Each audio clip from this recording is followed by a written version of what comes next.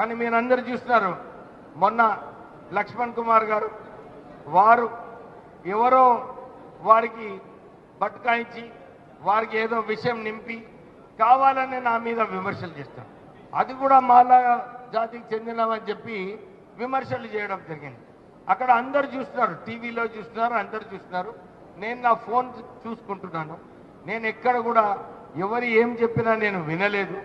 కానీ కావాలని నేను దళితుడు ఉన్నాడు, నా వారి పైన విమర్శలు చేసినప్పుడు ఎందుకు నువ్వు మాట్లాడలేదని చెప్పి పబ్లిక్లో ప్రెస్లో ఇవ్వడము ఎందుకంటే జూబ్లీ హిల్స్ గెలిచే పరిస్థితిలో వచ్చింది. అందరు కూడా అనుకున్నారు కాంగ్రెస్ పార్టీ అక్కడ 12% నెగిటివ్ ఉండే, ఇప్పుడు 5 నేను అక్కడ ఇన్ఛార్జ్ మినిస్టర్గా అయిన తర్వాత అది 5% పాజిటివ్ తీసుకొచ్చినాను. అయితే కొన్ని ఉంటాయి, జెలసీస్ ఉంటాయి, కానీ వీరికి మంచి పేరు వస్తుందని చెప్పి కావాలని అర్థం లేని విమర్శలు చేయడం జరిగింది.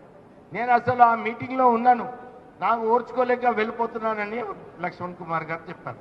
నేను ఆ మీటింగ్ అటెండ్ చేస్తాను. ఆ మీటింగ్ తర్వాత ఇంకొక మీటింగ్ పోయినాం ఇద్దరం, టిమ్రీస్ మీటింగ్. దాంట్లో ఇద్దరం పక్కనే కూర్చున్నాం.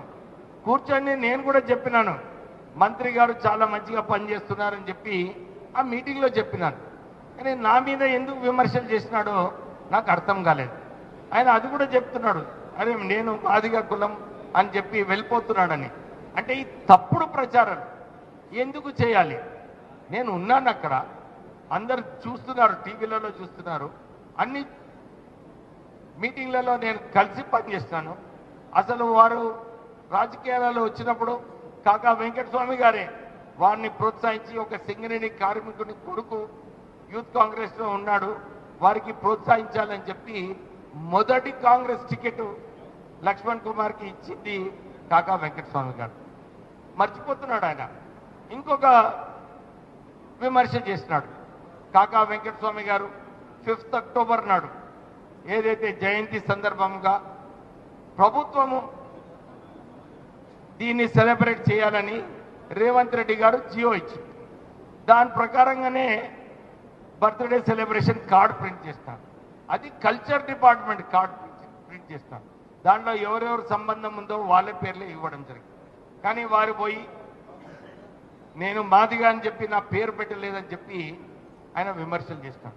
నేను ఒక క్వశ్చన్ అడుగుతున్నాను, అరే అక్కడ మంత్రి శ్రీధర్ బాబు గారు కూడా ఉన్నారు, వారి తండ్రి కూడా, అది కూడా ప్రభుత్వమే అది సెలబ్రేట్ చేసింది, వారి కార్డులో కూడా ఎవరి పేరు లేవు. కానీ వారిని విమర్శించలేడు, కానీ కేవలం నేను మాలా జాతికి ఉన్నానని చెప్పి నన్ను విమర్శించడం జరిగింది. నేను ఇదే చెప్తున్నాను, ఇది మీరు గొడవలు పెట్టుకోకండి. ఈ గొడవలు కేవలము మాలా మాదిగా దీన్ని వాడుకొని విమర్శించడం సరైన పద్ధతి కాదు. ఎస్సీస్ అందరూ కూడా ఎక్కడ పోయినా కానీ వివక్ష ఉంటుంది. మనము మంత్రిగా ఉన్నటువంటి పెద్దలు వివేక్ గారు నిజామాబాద్ మాలల మా కుల బాంధవుల యొక్క ఆత్మీయ సమ్మేళనం వేసి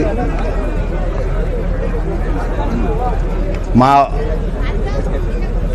పేరు తీసుకొని మాట్లాడడం జరిగింది. అత్యంత బాధాకరం. ఎందుకంటే ఆ రోజు జరిగినటువంటి సంఘటన అనేది వారి పెద్దలు వెంకటస్వామి గారి యొక్క జన్మదిన కార్యక్రమంలో పాల్గొని నేను అక్కడ ఉన్నటువంటి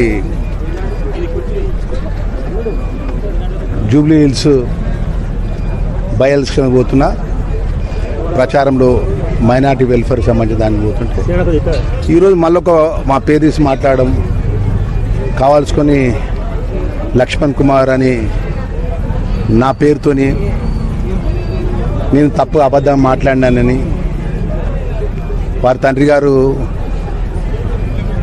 నాకు టికెట్ ఇచ్చిందని మాట్లాడడం. సరే, ఏదైనా కూడా అఖిల భారత కాంగ్రెస్ పార్టీ నాయకత్వం మల్లికార్జున ఖార్గే గారు, రాహుల్ గాంధీ గారు, మన పిసిసి అధ్యక్షులు ముఖ్యమంత్రి గారి నేతృత్వం లోపల రేపు ఉప ఎన్నికలు ఉన్నాయి, రేపు స్థానిక ఎన్నికలు ఉన్నది. పార్టీ బలోపేతంగా, పార్టీ ముఖ్యం అందరికంటే, మనందరికంటే పార్టీ ముఖ్యం. మనం రాష్ట్ర ప్రభుత్వం నడిపే వాళ్ళం, క్యాబినెట్లో ఉన్నాం, కాంగ్రెస్ పార్టీలో ప్రజలను ఆశీర్వదించారు. సరే, మన మధ్యలో ఏదైనా ఉంటే సరే, నేను తప్పు మాట్లాడినా మీరు ఒప్పు మాట్లాడినా అనేది మన పార్టీ ఇంటర్నల్గా కూర్చొని మాట్లాడితే బాగుండేది. ఏదేమైనా కూడా డాక్టర్ వివేక్ గారి యొక్క విఘ్నతకు, ఆయన మర్యాదకు, ఆయన గౌరవానికి వదిలిపెడుతున్నా తప్ప నేను దీంట్లో ఏం మాట్లాడదలుచుకోలేదు. ఎందుకంటే నేను పార్టీ లైన్ కట్టుబడినట్టు ఒకటే పార్టీని నమ్ముకొని, ఒకటే జెండాను నమ్ముకొని ఈ స్థాయికి వచ్చినట్టు సామాన్య కార్యకర్తను రాష్ట్ర క్యాబినెట్లో ఉన్న పార్టీ ముఖ్యం కాబట్టి పార్టీ లైన్ దాటిపోయేది లేదు. వారి విఘ్నతకే, వారి మర్యాదకే ఈ అంశాన్ని, వారి నిజామాబాద్లో మాట్లాడిన అంశాన్ని వారి యొక్క మర్యాదకే, వారి విఘ్నతకే వదిలిపెడతాను.